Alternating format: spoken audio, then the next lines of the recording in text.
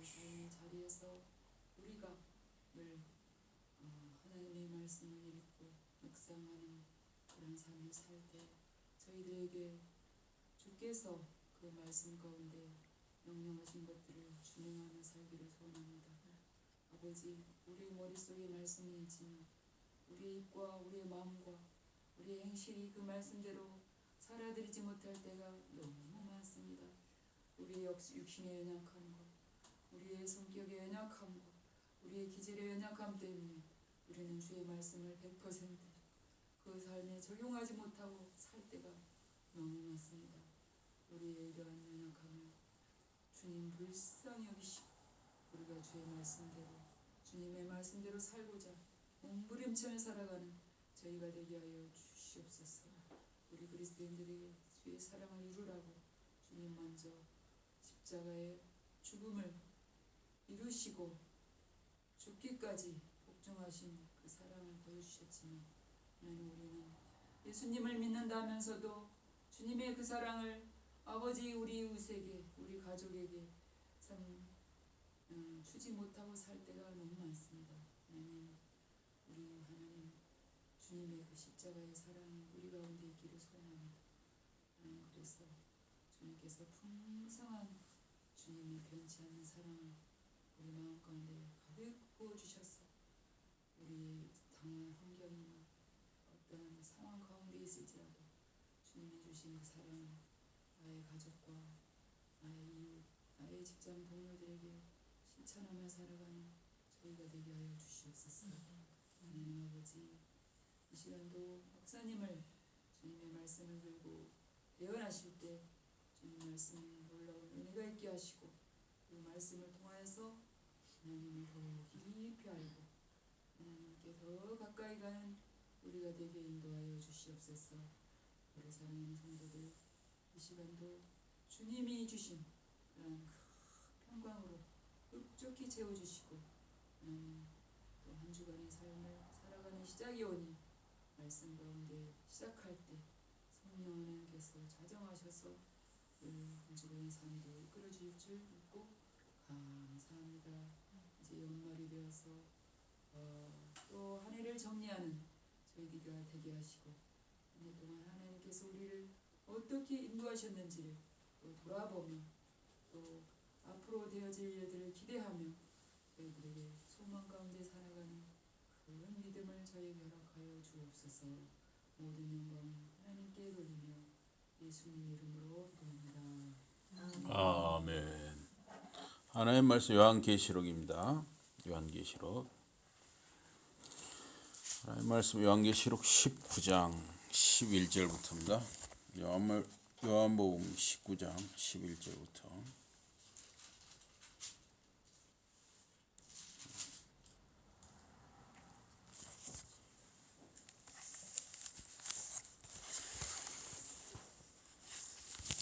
장 11절부터입니다.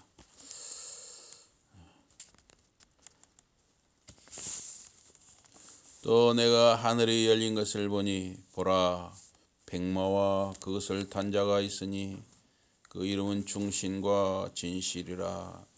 그가 공의로 심판하며 싸우더라.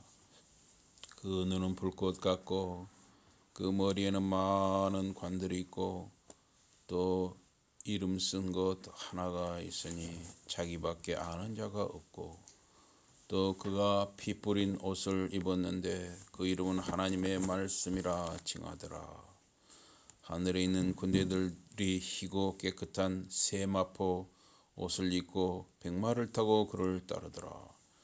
그의 입에서 예리한 검이 나오니 그것으로 만국을 치겠고 진이 그들을 절장으로 다스리며 또 진이 하나님 곧 전능하신 이의 맹렬한 진노의 포도주 틀을 밟겠고. 다 집어십니다.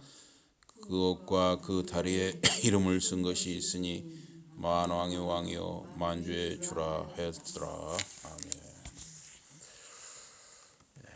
오늘 말씀 제목은 그리스도의 승리, 그리스도의 승리라는 제목으로 말씀을 증거하도록 하겠습니다. 이 요한계시록은 무엇을 말하는 책이냐?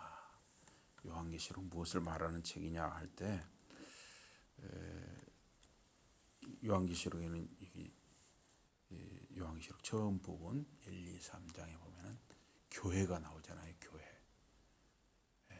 그래서 어떤 사람은 이제 요한계시록은 교회를 말하는 책이다 이렇게 말하는 사람도 있고 또 이 요한계시록은 천년왕국에 대해서도 나오잖아요.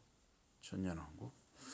그래서 요한계시록은 이 천년왕국에 대해서 말하는 책이다 이런 사람도 있고 여러 가지 그런 의견들이 있는데 요한계시록은 이 하나님이 다스린다. 하나님의 통치, 하나님의 주권을 말하는 책이다. 이렇게 말할 수가 있습니다. 여기 이 19장 10절까지 그러니까 17장과 18장과 19장 10절까지는 이 바빌론 큰 음녀 바빌론 그 바빌론의 멸망 큰 음녀의 멸망을 말하고 있습니다. 그리고 이제 이 20장에 보면 이게 사탄이 또 멸망을 하죠. 사탄. 그리고 이제 21장 이후에 보면 이제 새 하늘과 새 땅, 그리고 새 예루살렘, 그리고 하나님과 어린 양, 보좌. 그래서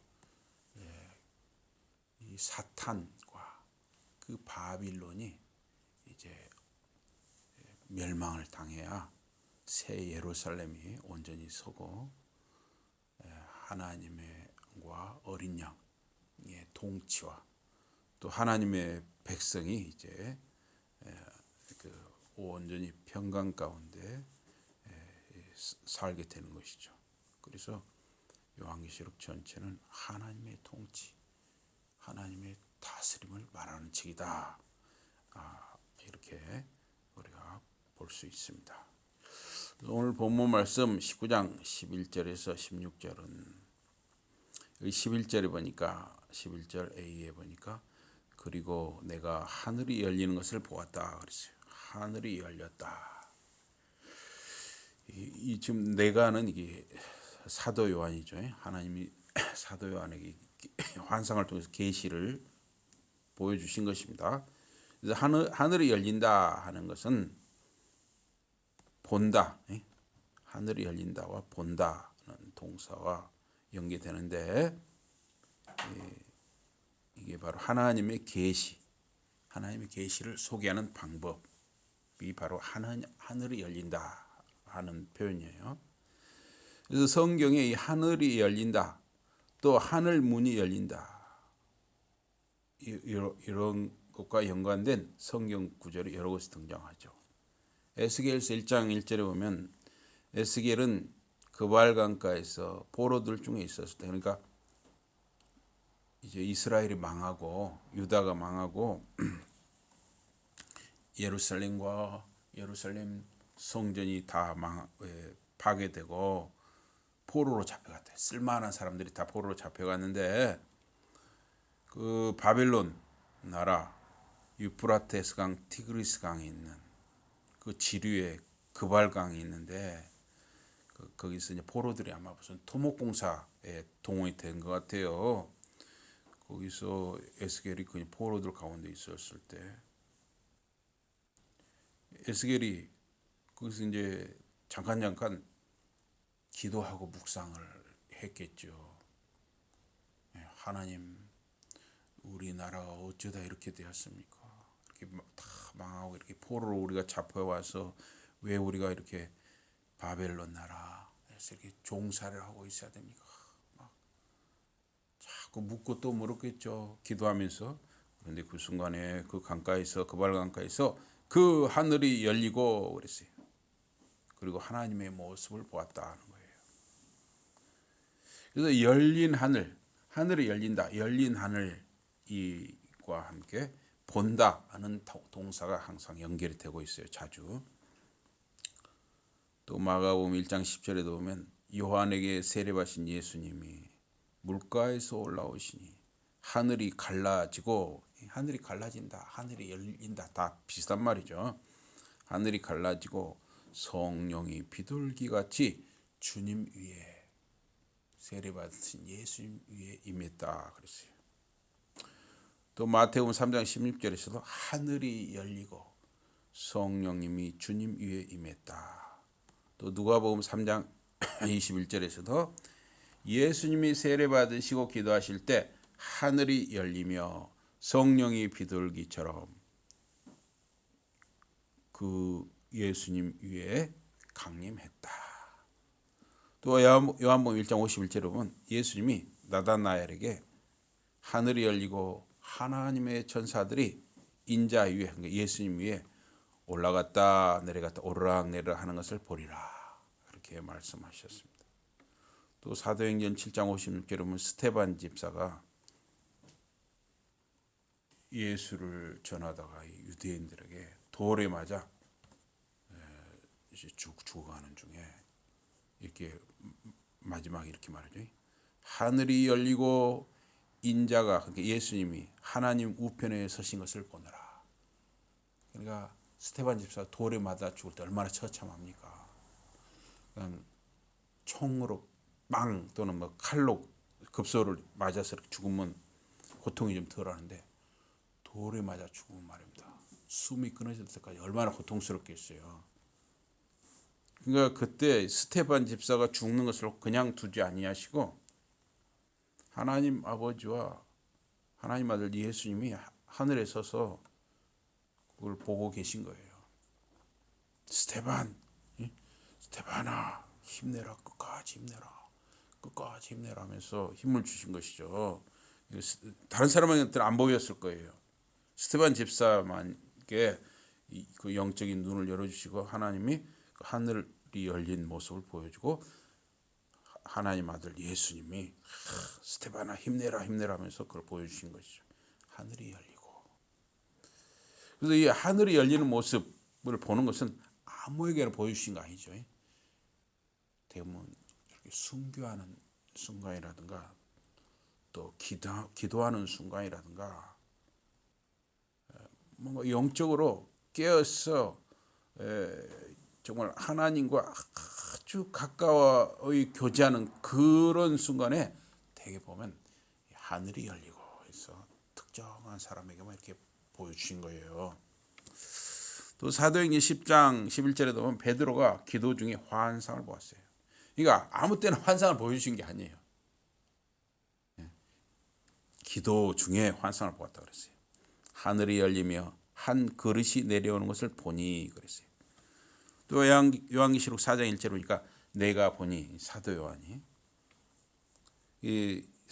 요한이 밤못 섬에 귀양 가가지고 얼마나 기도를 많이 했겠어요. 내가 보니 하늘에 열린 문이 있는데 음성이 나고 이후에 될 일을 내게 보이리라 하니라. 이는 하나님의 심판 장면의 시작 신호로서 이제 하늘의 문을 열린 그 문을 사도 요한에게 보여주신 것이죠. 또 이사야서 64장 1절에 3절에 보면 하늘이 갈라지는 것은 심판의 시작을 알리는 것이었습니다. 그래서 이 하늘에 열린 문, 이거는 하나님의 심판을 알리는 그런 모습입니다. 또 여기 요한계시록 19장 11절 B, 오늘 본문 B에 보니 11절 19장 11절 B에 보니까 그리고 보라 백마와 그 위에 탄 이는 신실하고 진실하다. 백마를 타고 우리 주님이 등장을 하시는 거예요. 그 백마를 탄 분 앞에 그 백마를 탄 그 물체, 이게 어떤 올라 앉은 그 물체를 먼저 말을 했어요. 백마를 먼저 말했죠. 그 다음에 그 위에 탄이 이렇게 돼 있어요. 그래서 어떤 보호자라든가 말, 구름 이런 물체를 먼저 말하고 그 다음에 그것 위에 앉은 개인이나 그룹을 이렇게 기록하는 이런 방식의 계시록이 자주 나옵니다. 그래서 이 백마 위에 탄 기수, 백마 위에 탄 분의 모습은 혼자만 등장하는 것이 아니라 그 뒤에 군대, 기병대를 데리고 등장을 하는 거죠. 그래서 이거는 예수님의 재림, 파루시아, 예수의 재림의 극적인 모습이라고 할 수가 있습니다. 그래서 이 천상의 기수의 모습, 하늘의 백마를 탄 자의 모습, 말을 탄 자의 모습은 온갖 환란에서 백성을 건져내는 구원자의 모습인 것이에요. 하늘에 전쟁이 있고 미가엘과 그의 사자들, 그러니까 그 사자들은 천사들이죠. 그의 천사들이 용과 그의 사자들, 천사들, 그러니까 하나님 편에 서 있는 미가엘과 그 천사들과 그 마귀, 용과 그 사자들, 그러니까 용과 그 마귀들이 서로 싸우는 거예요. 하늘에서 전쟁이 일어나는 거예요. 계시록 12장 실제로 보면. 그래서 용과 그의 사자들이 미가엘과 그 천사들과 싸움에서 져가지고 이제 땅으로 내쫓기는 것이죠. 그 12장 8절 9절에 나오죠. 그래서 이 하늘의 군대는 미가엘이 사령관으로 지휘를 하죠. 12장 실제로 보면. 그래서 이 하늘 군대가 그 마귀, 사탄, 용과 그의 군대와 싸워서 이겼다고 했어요. 그래서 이 백마 위에 탄 신실하고 진실한 분이 누구냐 하는 거예요. 여기 19장 11절에 보라 백마와 그것을 탄 자가 있으니 그 이름은 충신과 진실이라. 예, 아주 신실하고 진실한 분이다 이거예요. 이분은 공의로 심판하는 분이다. 그래서 이분이 누구냐? 근데 이분은 이 16절에 보면 뭐라고 그랬어요? 만왕의 왕, 만주의 주. 예수 그리스도시죠. 예수 그리스도시에요. 메시아 예수 그리스도인 것이죠. 그 6장 1절에 보면 어린 양이 7인 중에 있는 봉하는 거, 도장처럼 이렇게 봉하는 거, 임봉하는 거예요. 그 7인봉 중에 하나를 떼십니다. 어린 양. 그 어린 양 예수님이. 그리고 흰 말을 탄 자가 활을 가지고 면류관을 받고 나가서 이기고 또 이긴다 그랬어요. 6장 2절에. 그러면 어린 양은 지금 이렇게 봉한 거 7인봉을 띄는 일을 하고 계시니까 여기 6장 2절에 나오는 흰 말을 탄 자는 예수님이 될 수가 없는 거죠. 그래서 여기 6장 2절에 나오는 흰 말을 탄 분과 여기 본문, 오늘 본문 19장 11절에 백마를 탄 분은 다른 인물이라고 봐야죠. 그래서 여기 본문 19장 11절 오늘 본문에 나오는 흰말을 탄 분, 백마를 탄 분은 예수입니다 하는 거예요.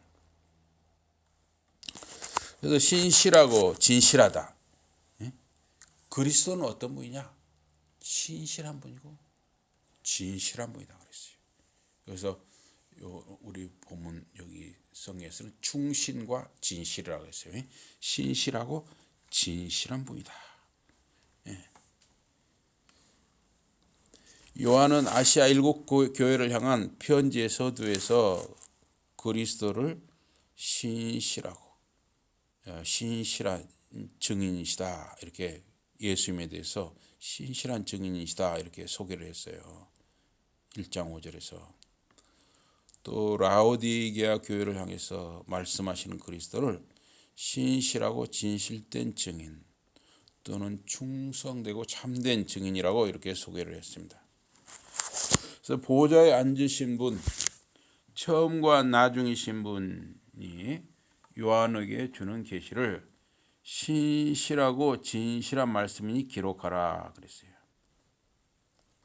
22장 6절에서도 그 예언의 말씀이 신실하고 진실하다. 그래서 이 진실하다, 신실하다 이 말이 히브리어는 아만이에요. 그리고 헬라어로는 신실하다, 이게 피스토스라고 그래요. 또 진실하다, 이걸 알레시노스. 그래서 어쨌든 예수님은 어떤 분이냐? 신실하고 진실한 분이에요. 그러니까 이 예수님을 믿는 저와 여러분은 항상 뭘 생각해야 되냐? 예수님이 신실하고 진실한 분이니까 예수님을 믿고 따르는 저와 여러분도 어때요? 신실하고 진실해야겠다.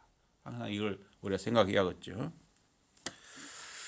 여기 보면 11절에 보니까 그 마지막 부분 C에 그가 백마를 탄 그분이 공의로 심판하며 싸운다. 공의로 심판하며 싸운다.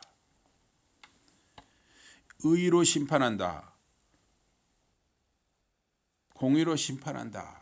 정의로 심판한다 하는 것은 말 탄 자의 원수, 그리스도 예수님의 원수들을 멸하는 것뿐만 아니라 우리 주님 그리스도의 백성, 즉 교회를 위한 그리스도의 구원 행위이기도 한 것입니다.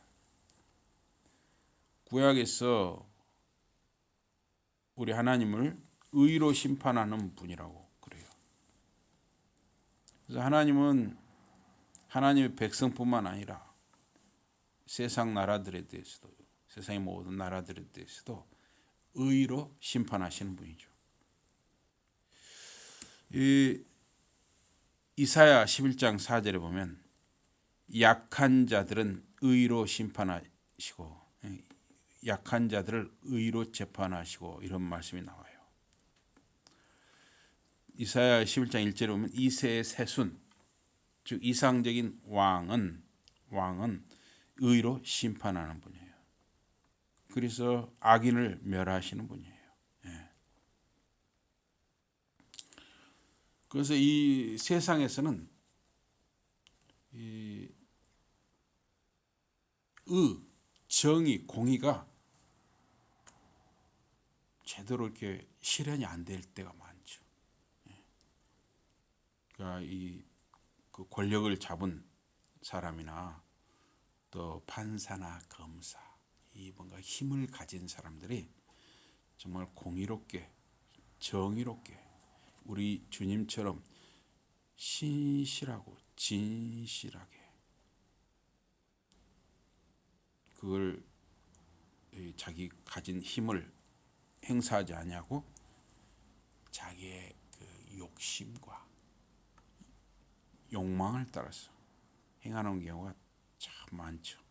우리나라뿐만 아니라 다른 나라들도 그렇고 역사적으로도 그렇고.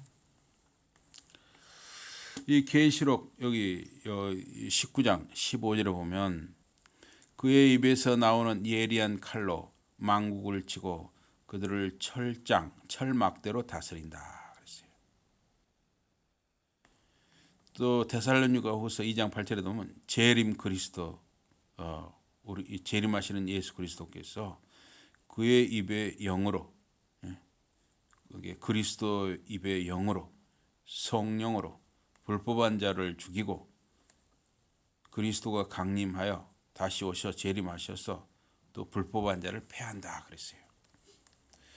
그래서 의로 심판한다, 또 정당한 판결로 심판한다, 또 의롭게 판단한다 하는 것은 이 구약 성경에서 굉장히 중요한 것이었습니다. 그래서 유대주의에서 이 히브리어를 처다카라고 하거든요. 처다카, 이게 의거든요. 또 헬라어로는 디카이오시네, 즉 의 또는 정인데 이거는 백성과 백성 사이에, 그리고 하나님과 백성의 관계에 있어 굉장히 중요한 것이었습니다. 우리가 믿는 하나님, 우리가 섬기는 하나님, 우리가 의지하는 하나님은 의로 심판하시는 분이다. 굉장히 중요한 것이죠.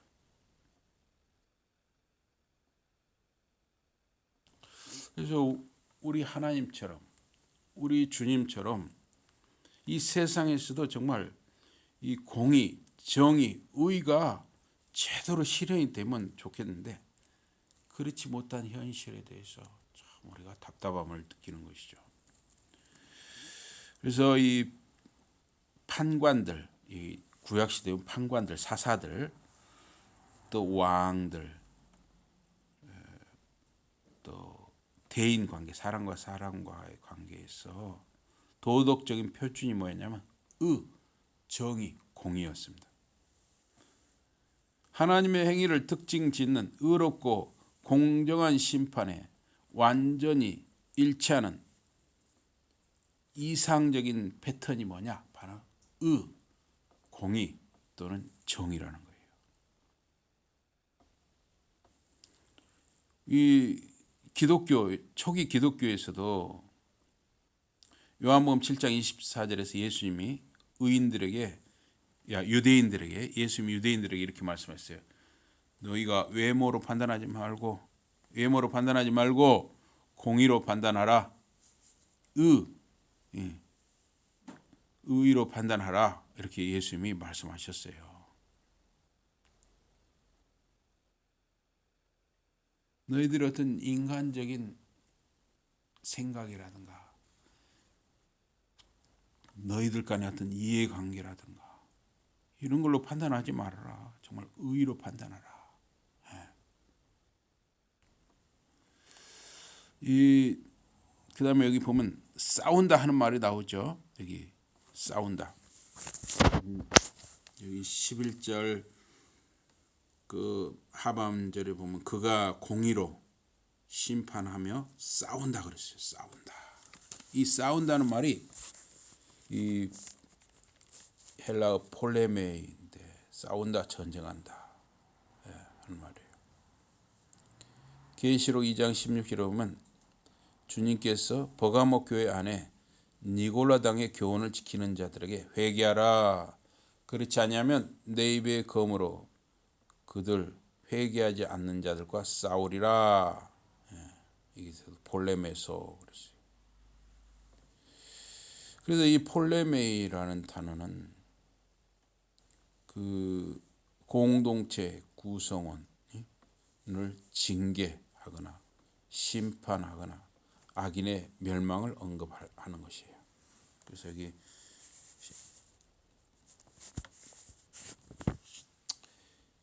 이 본문 12절에 12절에 보면 그 눈은 불꽃 같고 그 머리에는 많은 관들이 있고 그래서 이제 그의 눈은 찬란한 불꽃 같았다. 이 찬란한 불꽃 같은 그 눈을 가진 그분이 바로 그리스도 예수님이라는 거예요. 이제 초자연적인 존재이면서 초자연적인 능력을 가진 분이면서 불꽃 같은 눈으로 이 세상의 모든 것, 특히 사람들, 특히 하나님의 백성을 살피시는 것이죠. 여기 또 12절 뒤에 보니까 그리고 그의 머리에 많은 관들이 있었다. 이 왕관들이 있었다. 고대의 다수의 왕관을 사용하는 것은 여러 나라에 대한 이 주권을 상징을 했습니다. 여기 12장 3절에서도 그 7머리를 가진 용은 머리 각각의 왕관을 썼다 그랬어요. 이것은 7왕, 그 황제들을 상징을 했는데요. 또 13장 1절에 보면 그 바다 짐승은 그의 10뿔 각각의 1개의 왕관을 가졌다 그랬어요. 10뿔이니까 10개의 왕관을 쓴 거죠. 그러므로 여러 개의 왕관은 여기 있는 여러 개의 왕관, 여기 12절 많은 관들 있죠. 그 머리에 많은 왕관을 썼다 그랬죠. 왕관은 우리 주님이 쓰신 것인데 왕 중 왕이요 만주의 주님으로서 그걸 쓰신 것이죠. 그래서 이거는 그 세상의 권력을 상징했던 그 7왕을 상징했던 그런 거하고는 아주 대조적인 것이죠. 세상 권력을 상징하는 것과 우리 주님이 쓰신 그 왕관은 서로 대조를 이루는 것이죠. 여기 19장 12절 C에 보니까 그 자신 위에 아무도 모르는 이름이 쓰여 있다 그랬어요. 자기밖에 아는 자가 없다. 그 이름을 쓴 것이 있는데 주님 자신만 아는 이름이 쓰여 있다는 거예요. 2장 17절에도 보면 승리한 그리스도인은 받은 자만 아는 새 이름이 새겨진 흰 돌을 약속받는다 그랬어요. 또 3장 12절에 보면 승귀하신 주님은 이기는 자에게, 이기는 성도에게 하나님 성전에 기둥이 되게 하신다 그랬어요. 그리고 하나님의 이름과 새 예루살렘의 이름과 주님의 새 이름을 승귀하신 주님이 그 이기는 자에게 기록하신다 그랬어요. 그래서 이 말을 타니가 이게 비밀의 이름을 가진 것은 신적인 존재, 하나님 같은 존재이거나 또는 천사와 같은 존재라는 것을 이렇게 암시를 하고 있습니다. 그래서 이 야곱은 천사, 그 하나님과 겨루어 이기잖아요. 야곱이 결국은 뭐냐면 이거는 하나님이 야곱에게 져 주신 것이죠. 야곱이 그 야복강에서. 그래서 야곱과 밤새 씨름하고, 그러니까 야곱이 밤새 기도했다 이거예요. 그리고 하나님이 야곱이라는 이름을 이스라엘로 바꿔 주시죠. 야곱이라는 이름은 남의 발목을 잡는 자, 또 남을 속이는 자라고 할 수 있는데, 이스라엘은 이제 하나님과 겨루어 이긴 자, 하나님과 씨름하여 이긴 자, 하나님께 기도하여 이긴 자라는 그런 이름으로 하나님이 바꿔주시죠. 또 삼손의 아버지 마노아가 밭에서 들에서 일을 하다가 여호와의 사자가 그 삼손의 아버지 마노아에게 나타났죠. 그때 이 마노아가 이름이 무엇이냐고 그렇게 물어보니까 놀라움이라 그랬어요. 놀라움. 이제 기묘자라 그랬죠. 기묘자, 놀라움이라. 예수님은 우리가 알죠. 예수님은 이 땅의 사람들이 아는 이름이죠. 우리 주님 그리스도의 이 땅에서의 이름은 예수님이에요. 그러나 예수님이 참된 이름은 우리가 알 수가 없죠. 이제 우리가 하늘에 들어가야 알 수 있어요. 우리가 이제 천국에 들어가야 예수님의 진짜 이름이 무엇인지 알 수가 있어요. 없어요. 알 수가 있어요. 천국에 들어가야 이제 예수님의 진짜 이름을 알 수가 있는 것이죠. 하나님이 호렙산에서 모세를 부르실 때 모세가 말을 했습니다. 모세를 이제 불러가지고 이렇게 애굽으로 보내죠. 그 애굽 나라에서 이제 종살이하는 이스라엘 백성들을 구원하기 위해서 모세를 보내는데, 호렙산에서 모세가 하나님의 부르심을 받을 때 그들이 그의 이름이 무엇이냐라고 하면 제가 그들에게 무엇이라고 말해야 합니까? 누가 저를 보냈다고 해야 됩니까? 하는 거죠. 그때 하나님이 모세에게 답하시기를 에흐예 아쉐르 에흐예라고 그랬어요. 에흐예 아쉐르 에흐예. 에흐예가 너희에게 나를 보내셨다 하라. 그래서 에흐예라는 말은 스스로 있는 자, 자존자라는 뜻입니다. 그래서 인간은 하나님의 이름 또는 하나님 자신에 대해서 알 수가 없어요. 하나님이 우리에게 알려주신 만큼만, 계시해 주는 만큼만 알 수가 있죠. 그래서 우리가 하나님의 이름에 대해서도 사실 모르는 거예요. 하나님의 이름이 무엇인지 우리는 안 몰라요. 우리가 우리 땅에서는 그냥 하나님이라고 우리가 하죠. 또 천주교에서는 천주님이라고 하고. 우리 사람이 쓰는 말이에요. 그러나 하나님의 진짜 이름이 무엇인지 우리는 알 수가 없죠. 그리고 이제 또 여호와, 또 야훼. 이 야훼라는 이게 바로 에흐예하고 가깝습니다. 그러나 이것조차도 하나님이 알려주신 만큼이지 실제로 하나님의 이름이 진짜 무엇인지 우리는 모르는 것이죠. 예수님의 이름, 진짜 이름이 무엇인지 우리는 모르는 것이죠. 이 땅에서는. 이제 우리가 정말 우리 천국 백성이 되었을 때 하나님의 이름이나 예수님의 진짜 이름이 무엇인지 알게 되겠죠. 그래서 이 필로라는 분이 이렇게 말했어요. 귀와 혀가 정결한 자들만 그 거룩한 곳에서 그 이름을 듣거나 말할 수 있다. 그래서 하나님께서 하나님의 거룩하심과 하나님의 비밀과 하나님의 계시를 아무에게나 보여주시는 것이 아니죠. 여기 본문 13절에 보니까 우리 한번 읽어볼까요? 13절 다 같이 13절 한번 읽어보겠습니다. 시작. 13절입니다. 13절. 13절 다 같이 시작. 또 그가 피 뿌린 옷을 입었는데 그 이름은 하나님의 말씀이라 칭하더라. 그는 피가 묻은 옷을 입었다. 그래서 피가 묻은 옷을 입었다. 그 피는 그리스도 대속 죽음의 은유라기보다는 하늘의 전쟁으로 그가 죽인 자들의 피가 묻은 것이다 그랬어요.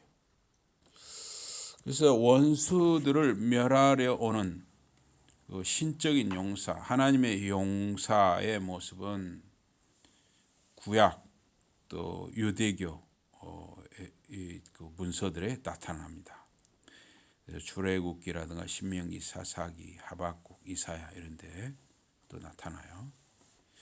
그래서 계시록 여기 19장 13절 여기 본문에 그가 피 묻은 옷을 입은 것은 예수를 따르는 자들의 옷이 그 어린 양의 피로 하얘졌다 그랬잖아요. 계시록 17장 4절에 보면 예수를 따르는 자들의 옷이 이게 우리 성도들의 옷이 그 어린 양의 피로 하얘졌다. 다시 말하면 우리 죄의 용서를 받았다는 것이죠. 이것과 대조를 이루죠. 성도들은 옷이 하얘졌다. 죄가 사해졌는데 정작 예수님은 피 묻은 옷을 입었다는 거예요. 성도들에게 흰 옷을 입히기 위해서, 즉 성도들의 죄를 용서하시기 위해서 그리스도 자신은 어째요? 십자가에서 대속의 피를 흘리고 죽었죠. 그래서 이렇게 대조가 되고 있죠. 이 13절의 하반절에 보면 그리고 그의 이름은 그 하나님의 말씀이라 불리었다 그랬어요. 그래서 이거에 대해서 어떤 학자는 이 요한 공동체의 로고스 말씀 신학이 반영된 것으로 본다고도 하지만은 우리가 그냥 참고는 할 수 있지만 전적으로 동의할 어떤 근거가 있는 것은 아닙니다. 그래서 그의 입에서 나오는 한 예리한 칼은 만국을 치고 하나님의 그 말씀의 칼로 그의 원수들을 죽입니다. 그 칼은 하나님의 그 말씀에 대한 은유예요. 말씀이 칼과 같다는 거예요. 말씀이. 하나님과 그 말씀은 계시록에 5번 나오고 있어요. 하나님의 그 말씀, 헬라어로는 호로고스 투세우, 하나님의 그 말씀. 또 복수형으로도 나와요. 하나님의 말씀들 해서 17장과 19장에도 나옵니다. 그래서 단수 또는 복수형으로 그 말씀은 복음을 가리켜요. 복음. 우리 신자들을 위한 구원의 메시지, 이 복음이 바로 말씀이고 그 말씀이 칼과 같다는 거예요. 칼과 같다. 그래서 하나님의 그 말씀, 호 로고스 투 세우, 하나님의 그 말씀은 재림하시는 주님, 우리 주님 예수님의 호칭이라는 거예요. 그래서 요한복음 1장 1절에서도 그 말씀이라고 그러죠. 예수님을 가리켜서 그 말씀, 호 로고스. 그래서 그 말씀은 예수님이 공생애 중에, 예수님이 이 복음을 전하는 공생애 기간에 약 3년의 공생애 기간에 전한 그 메시지, 설교, 전한 내용, 그것이 바로 그 말씀이고 복음인 것이죠. 그래서 그리스도께서 전한 메시지는 생명의 그 말씀입니다. 호로고스 테스 조에스, 생명의 그 말씀. 예수님의 말씀은 생명의 말씀이었습니다. 여기 본문 13절에 하나님의 그 말씀, 호 로고스 세우, 하나님의 그 말씀은 이 하나님의라는 소격, 소유격이 붙어 있죠. 그래서 재림하시는 주님의 호칭으로 하나님의 그 말씀이에요. 재림하시는 우리 주님이 누구냐? 하나님의 그 말씀이라는 거예요. 그래서 그 용사의 이름, 하나님의 그 말씀은 여러 이름들 또는 호칭들 중에 하나예요. 그래서 예수님을 가리켜서 신실하고 진실한 분, 또 은밀한 이름, 만왕의 왕, 그리고 만주의 주, 그리고 하나님의 그 말씀, 이런 식으로 재림하시는 우리 주님 예수님을 그렇게 호칭을 쓴다는 것이죠. 우리 주님은 승리의 용사의 모습으로 오시는데, 승리의 용사로 오시는 예수님이 전하는 복음 메시지의 속성이 뭐냐? 신실하고 진실하다는 것이죠. 신실하고 진실하다. 또 은밀하다. 아무에게나 알려주시는 거 아니죠. 아무에게나 알려주시는 게 아니에요. 택한 백성에게만 알려주시죠. 또 만왕이 아니고 만주의 주시다. 하나님의 말씀은 여기 우리 히브리서 4장 12절에 보면 하나님의 말씀은 살아있고 그랬어요. 하나님의 말씀은 살아있고 또 운동력이 있고 항상 움직이는 거예요. 하나님의 말씀은 가만히 있는 게 아니라 움직이는 것입니다. 항상 일을 하는 거예요. 하나님의 말씀은. 그리고 양날의 어떤 검보다도 예리하고 그랬어요. 아주 예리합니다. 어떤 것도 베어지지 않는 게 없이 다 벨 수 있는 예리하고 혼과 영과 관절과 골수를 찔러 쪼개고 이 하나님의 말씀은 어디에나 다 침투하는 거예요. 마음과 생각과 뜻을 판단하는 거. 그거 바로 하나님의 말씀이에요. 그래서 하나님의 말씀을 전능한 인격체로 표현하고 있는 것이죠. 하나님의 말씀은 예수 그리스도 자신을 가리키기도 하는 것이죠. 애굽의 마지막 10번째 재앙에서 애굽 사람의 장자들이 다 죽게 되는 재앙이 오죠. 그런데 히브리인 집 문설주에 바른 양의 피를 보고 죽음의 사자가 넘어가니 히브리인 집에는 장자의 죽음이 오지 않았습니다. 그래서 그날 밤에 애굽의 모든 집에는 통곡하는 소리가 들렸습니다. 짐승의 첫 새끼도 죽었고 그 집의 큰아들도 다 죽는 거예요. 그러니까 애굽 집안이 다 초상집이 됐어요. 그러나 히브리인들은 그 문설주에 바른 피, 바로 예수님의 피를 예표하는 것이죠. 예수님의 피, 어린 양의 피를 보고 그 죽음이 넘어갔어요. 예수님의 피, 어린 양의 피는 결국 생명이죠, 생명. 그래서 히브리어 이 다바르, 말씀이라는 것은 말씀이라는 뜻도 있으면서 또 이게 역병이라는 뜻도 있어요. 그래서 이 말씀이 애굽에 임한 것이죠. 그런데 말씀이 애굽에 임했는데 어떻게 임했느냐? 그날 밤에 애굽 사람들에게는 죽음으로 임했죠. 역병으로 임한 거예요. 그런데 히브리인 집에는 무엇으로 임했어요? 생명으로 임한 것이죠. 죽음과 생명이 이 말씀을 통해서 동시에 역사한 것이죠. 말씀은 죽음이면서 생명이에요. 그래서 역대상 21장 16절에서도 역병이 하나님의 사자, 하나님의 천사로 의인화된다. 그런 학자에 따라서 이렇게 하나님의 사자로 의인화됐다 이렇게도 보기도 하는데, 그러나 실제로 역대상 21장 16절에서 하나님의 천사가 거기 서 있었다. 이렇게 보아도 그게 이상하지 않습니다. 그 천사를 모두 본 것이 아니라 아마 기도하고 있었던 하나님 용서해 주세요.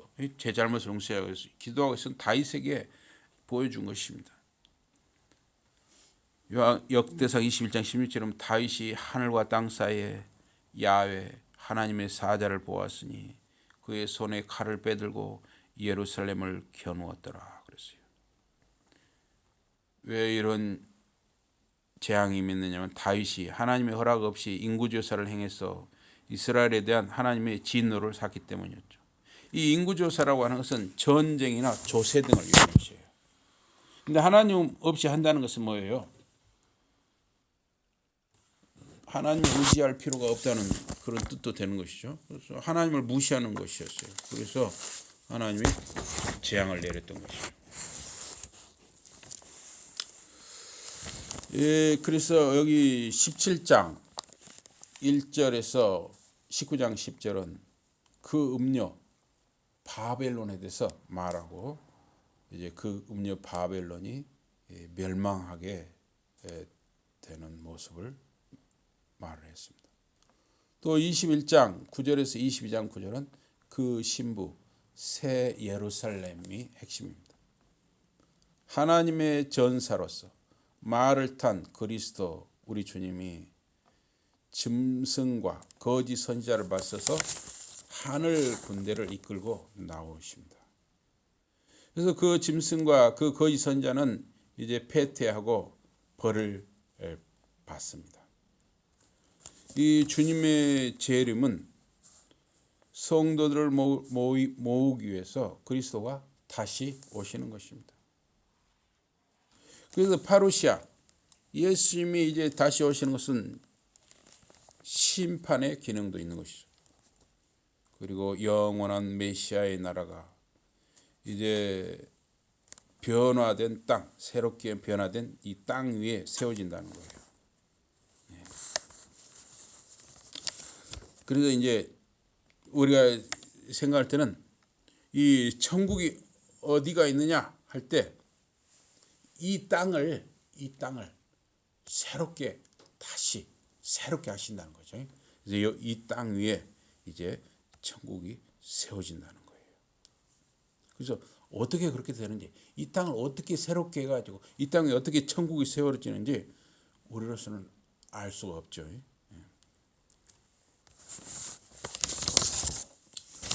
그래서 승리의 전사로서 그리스도께서는 신실하고 진실한 분이다.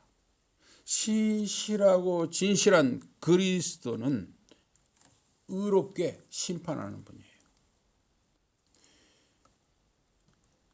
이 세상에는 참 억울한 사람들이 많아요. 우리나라에도 억울한 사람이 많고 애국에도 억울한 사람도 역사적으로도 보면 옛날에 살다 간 사람들 또 가깝게 10년, 20년, 또 50년, 100년 전에 살다 간 사람들 중에 정말 억울하게 죽은 사람들이 많습니다. 지금도 억울하게 죽어가는 사람들이 있어요. 신실하고 진실함이 없을 때 억울한 사람들이 생기는 것이죠. 그런데 하나님은 신실하고 진실하다는 거예요. 그런 많은 왕관들을 썼다 그랬어요. 만왕의 왕, 만주의 주로서 주권을 가지고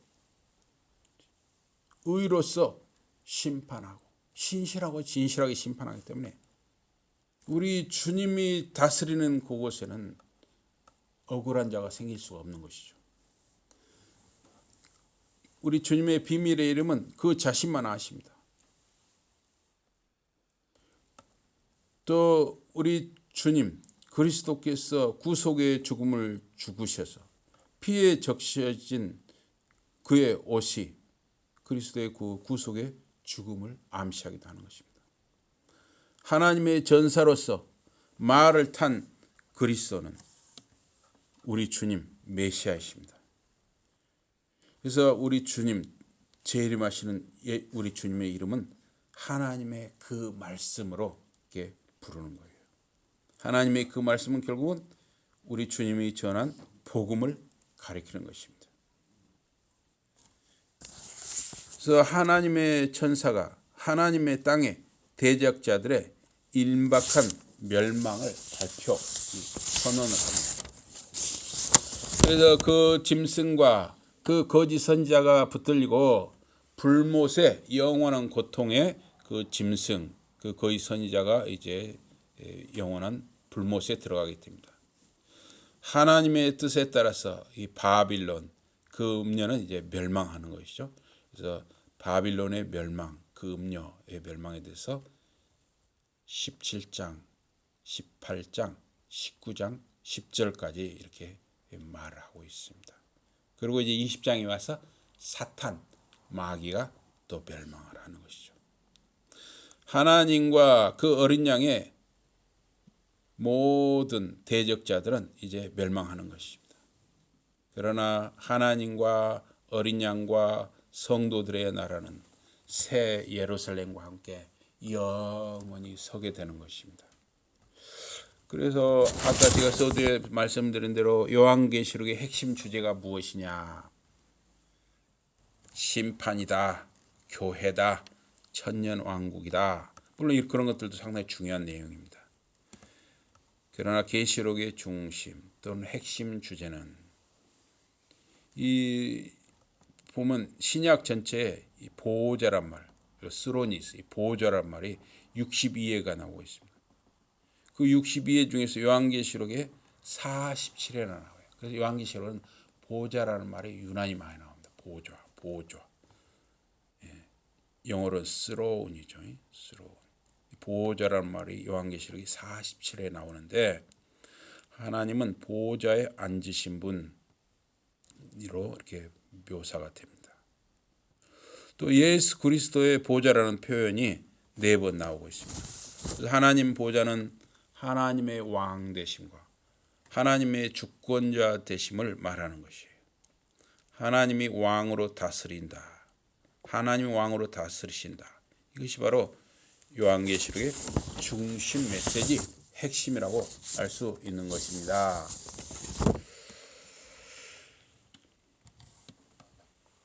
그래서 요한계시록 20장 1에서 10절에 보면 사탄의 멸망과 어린 양의 승리를 말하고 있는데요. 여기 계시록 19장 11절에서 21절은 예수님의 재림 사건을 다루고 있습니다. 이것은 그리스도의 최종 승리의 모습을 강조하는 것입니다. 그래서 여기 계시록 19장과 20장은 하나님의 심판과 성도의 승리라는 그 주제가 강조가 되는 것입니다. 그래서 계시록 19장에서는 짐승과 거짓 선지자, 그 추종자들의 심판을 다룹니다. 또 20장 4절에서 6절은 순교자들의 예수님을 증거하고 예수님을 위해서 순교한 사람들, 순교자들의 최후 승리와 하나님의 보응을 기록을 합니다. 그래서 새 하늘과 새 땅은 어둠의 권세, 저주가 없는 곳인데 사탄이 멸망해야만 이제 새 하늘과 새 땅에 어둠의 권세나 저주가 없는 거예요. 그래서 이 새 하늘과 새 땅, 새 예루살렘에 오려면 어둠의 권세, 사탄, 바빌론, 큰 음녀 이게 다 이제 사라지는 것이죠. 그래서 요한계시록 19장과 20장은 우리 주님 그리스도의 승리를 강조하고 있는 것입니다. 그래서 여러분과 저는 이 세상이 아무리 어지럽다 할지라도 이 세상이 아무리 어둡게 보이고 불확실해 보인다 할지라도 우리 주님 그리스도께서 승리하셨다는 것이 확실하기 때문에 결코 여러분과 저는 두려워하거나 혼돈스러워할 필요가 없는 것이죠. 우리는 오직 그리스도의 승리를 따라서 함께 승리자로서 그 승리의 영광과 기쁨을 누리며 영원히 새 예루살렘에서 살아가게 되는 것입니다. 예수님의 그 승리의 그 소망과 기쁨을 바라보며 항상 굳건하게 소망을 가지고 살아가는 저와 여러분이 되시기를 주님의 이름으로 축복합니다. 아멘. 우리 기도하시겠습니다. 하나님 아버지 고맙습니다. 이 세상이 어둠이 더 강한 것처럼 보이고 악이 더 세게 보일 때도 있지만 결국은 어둠과 악은 우리 주님 그리스도를 통해서 만왕의 만주 우리 하나님을 통해서 모두 정리가 되고 우리에게 새 예루살렘, 새 하늘과 새 땅이 주어지고 승리하신 주님과 함께 영원히 기쁨과 영광 가운데 살아가게 되는 줄 믿습니다.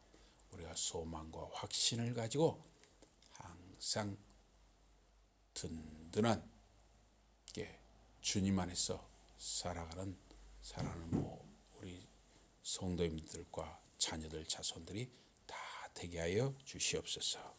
예수 이름으로 감사 기도드리옵나이다. 아멘.